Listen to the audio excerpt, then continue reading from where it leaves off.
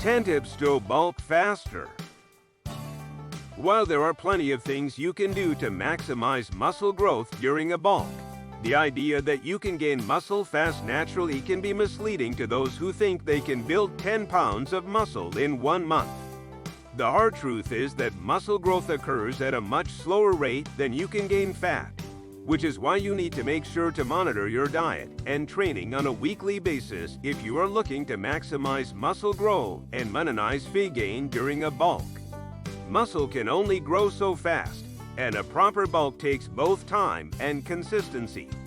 However, factors like eating more calories than you burn, increasing protein carb intake, training with more volume, and monitoring your rate of weight gain can maximize your muscle building during a bulk. In this video, we will discuss how fast you should try to gain weight during a bulk. What are the risks, if any, of gaining weight too fast? 10 ways you can maximize your muscle growth during the bulking process. Can you gain weight too fast during a bulk?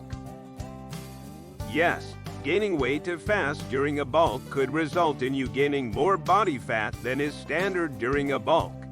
Muscle can only grow so fast, so at a certain point, if you're eating more calories than the body needs to grow muscle at the max rate it can, your body will store any of the excessive calories as fat. In doing so, you could make the cutting process significantly more difficult and could shorten the length of time you could stay in a bulking process. Maximizing muscle growth takes time. How fast should you gain weight in a bulk? Beginners and leaner individuals who tend to have difficulty gaining weight can aim to gain anywhere between 0.51 pound per week. Heavier individuals may be able to gain 1-2 pound per week, especially if they are able to gain weight easier than others. By tracking your weekly weight gain, you can make sure you're eating enough calories to hit those ranges, but also monitor your rate of weight gain to make sure you are not gaining too much weight too fast. If you gain too much weight too fast, it could impair optimal muscle growth and increase the amount of fat you gain during a bulk. 10 ways to maximize the muscle building process during a bulk. 1. Start your bulk from a lean state. Ideally, you would start your bulk from a lean state, meaning that your body fat levels would be near 10% or lower for males and 16% for females. While these body fat percentages are not set in stone, the takeaway here is that the leaner you are when you start a bulk, the more your body will want to begin using the net calories to fuel hard training, recovery, and muscle growth, and increase glucose stores in muscle bellies.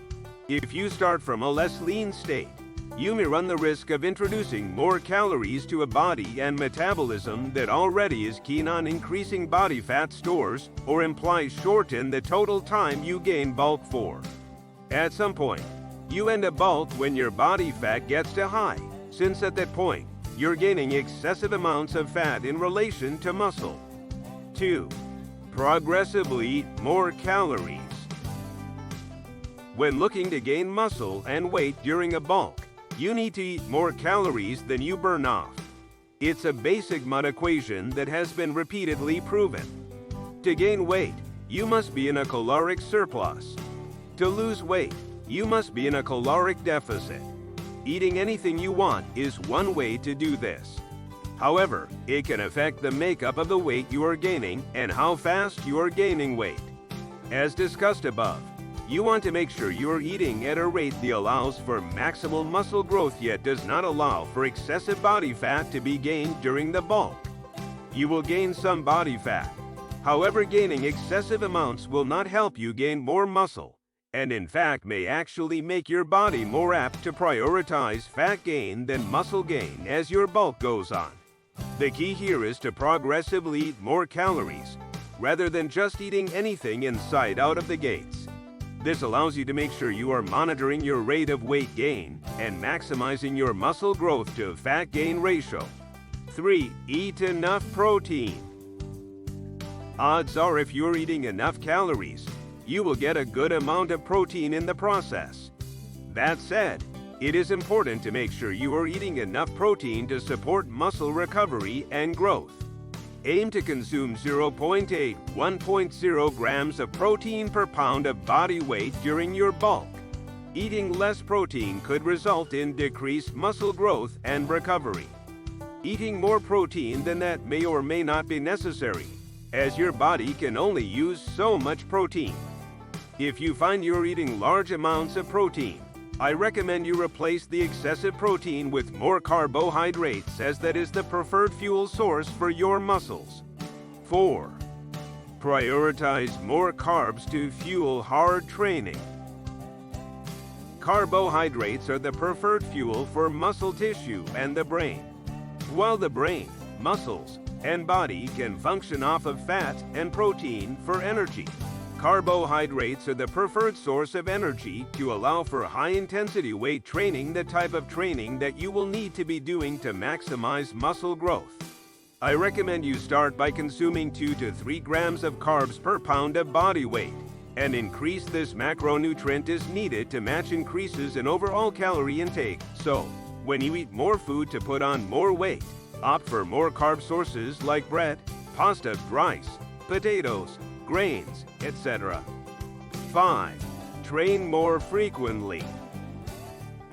Training a muscle more frequently is a great way to increase training volume without performing too much in a single session, which can lead to excessive soreness, low stimulus work sets, and injury.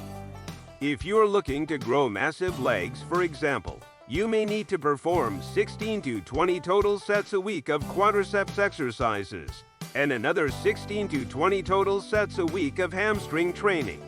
If you train legs only once per week, you would need to train 35 to 40 total sets in one session, which is not only excessive, but often results in doing a ton of reps that are low stimulus, low load, and just produce a lot of fatigue and stress to the body. Instead, by training more frequently, you can spread up the total work sets across 2 to 3 leg-focused training sessions, in which you can perform 5 to 6 total sets of quadriceps and 5 to 6 total sets of hamstrings per session.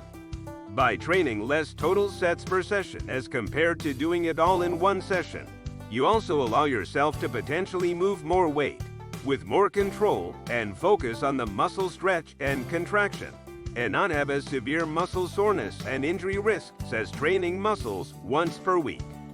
6. Train more volume. During a bulking phase, training more frequently and in higher volumes total sets is key. Because you are in a caloric surplus and in a well-fed state, you are often able to train in higher volumes total weekly sets and still recover. Understanding the training volume ranges that are effective for you is important. You can do this by training between the 12 to 20 total weekly sets range and monitoring recovery, soreness, and progression in the gym. Generally speaking, start a program in the lower end of the range and progress the total volumes over the course of the month. There is an upper limit for training volumes, so be sure to track your progress and recovery, and focus on effective work sets, not just endless volume. Using an app like Fitbod can help you manage the exact training volume that you should be doing. Fitbod keeps a history of your logged workouts and will automatically program your volume prescriptions as you progress. 7. Train a variety of rep ranges. Research suggests you can grow muscle with most rep ranges. However, when trying to train frequently and in high volumes, rep ranges work best to balance out the volume, training intensity, and recovery needs. For most lifters, training movements in the 8 to 15 rep range will cover most bases for muscle growth. When working with compound exercises like squats, bench press, and deadlifts, it is recommended to train in the 5 to 10 reps range. You can experiment with these ranges 5 to 10, 10 to 20, and 20 to 30 to see which works best to elicit a muscle fatigue which is different from systemic tiredness or fatigue response. 8. Train closer or to complete muscle failure. When training for muscle growth, It is important to train with intensity to push the muscles to near failure. I recommend taking every set to near failure, which means leaving 1 to 2 perfect reps, not reps where your form breaks down, but you can still complete them in the tank. When you train to near muscle failure, that is a different place than training to complete failure. Make sure to push sets hard, but at no point should you lose focus on technique. 9. Get enough sleep. Sleep is key for recovery and muscle growth. As cliche as it may sound, getting at least 7 to 8 hours or more of sleep can make a big difference in recovery of the nervous system, adrenals, and muscles. Additionally, getting enough sleep can also improve hormone production, such as growth hormone, which can boost muscle growth and improve fat loss and metabolism. 10. Track your weight gain. When bulking, it is important to track your rate of weight gain to make sure you are gaining weight at a rate that maximizes muscle growth yet minimizes excessive fat gain. Shoot to gain 0.5 pounds to 1 pound per week for most lifters, as anything faster than that could lead to gaining more fat than necessary during a bulk. For larger individuals, 1-2 pounds per week may be acceptable. It is important to remember that the body creates muscle only so fast, so gaining weight faster than that may mean the weight you're gaining is excessive body fat. Thank you for watching. For more fitness tips, please like, subscribe, and check out our other videos.